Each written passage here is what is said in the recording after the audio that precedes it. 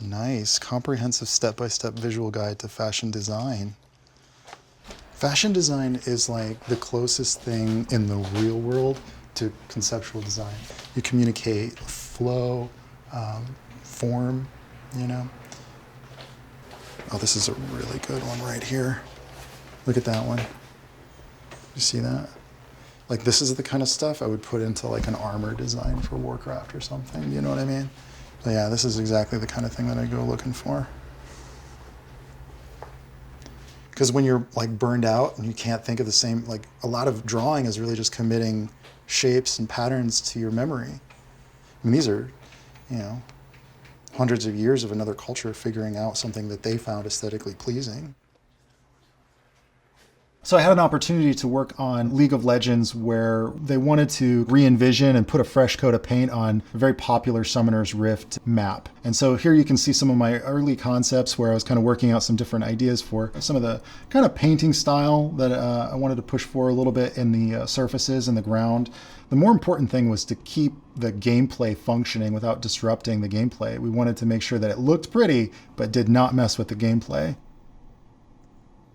A concept artist is someone who imagines the world of a video game or a film before anybody has any visual sense of it. So it's a blank page, and I might get like a description of a location. It's my job as a concept artist to visualize that from architectural shape language to the story that nobody's really going to be told. And that's the job of the concept artist, to work out all of those story elements in visual ways without just coming right out and telling the viewer. From my small hometown, it was like impossible for somebody to become an artist for a living. This is some of the first superhero stuff that I did when I was about 11 years old. You can see Deadbolt from 1992 from Slick Comics. I thought it was really, Slick would be a cool name. These are some of my early Ninja Turtles drawings that I had done that got posted up in the comic book store. There was a little comic book store down the road, and it was really kind of just this corner comic shop, really small. I'd go back to the comic book store and I'd show them my artwork of my Ninja Turtles, and they started putting them up in the comic book store windows. They were just so encouraging and supportive. As a 13-year-old kid, having your artwork up in the comic book shop was like, this is cool. Like, I'm part of this. I felt like an instant connection to that community, you know? I started hanging out with other kids in high school that were comic book fans. And so we started drawing our own comics. By the time I was 15, we're self-publishing our own comic books.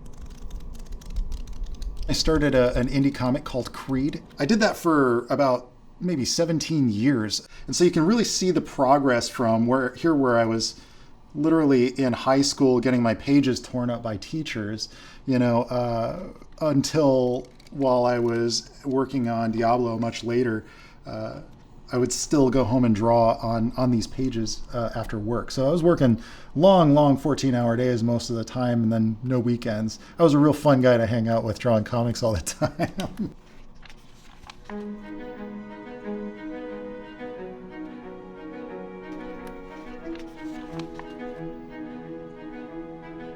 So I ended up moving out to Los Angeles to work in fashion design. I kind of got involved in the graffiti scene in the Hollywood area. So 21 years old, living in Hollywood, doing fashion design. It was a pretty cool time. And I was doing an interview with a guy who happened to own an indie game studio at the time. And he's like, hey, I'm doing this indie game studio. We're making, you know, Game Boy Advance games. So I loved it. And I was like, cool, what do you got in mind? He's like, I want you to paint rocks for a He-Man game. And I was like, it's a start. I'll do it. So over the course of about 10 years, I went from painting these tiny little pixelated rocks in a Game Boy Advance game to getting an opportunity to work on some of the most viewed games in the world, like League of Legends, where they pack stadiums full of people to watch people play in worlds that I played a small little part of, but it's a part of that. We're working on a Ghost in the Shell redesign. When I'm doing a piece like this, first of all, I want to pick something that I'm really inspired by. And I grew up watching a lot of the Ghost in the Shell anime. It was really kind of an obvious choice to go in. I love Shiro's artwork.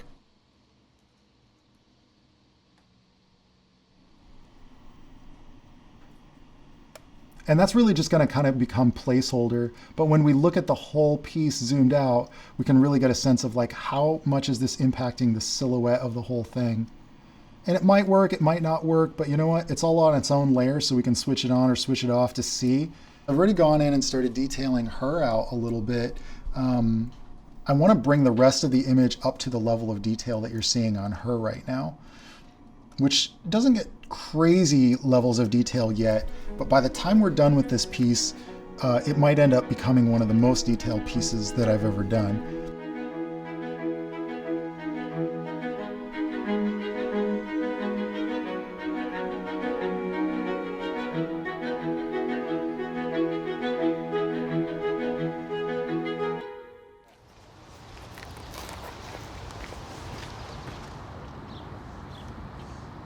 When I started out, you had to work with physical mediums. It was all analog. It was like you got pencils, like I was always looking for a thinner pencil so that I could get more detail in my line art.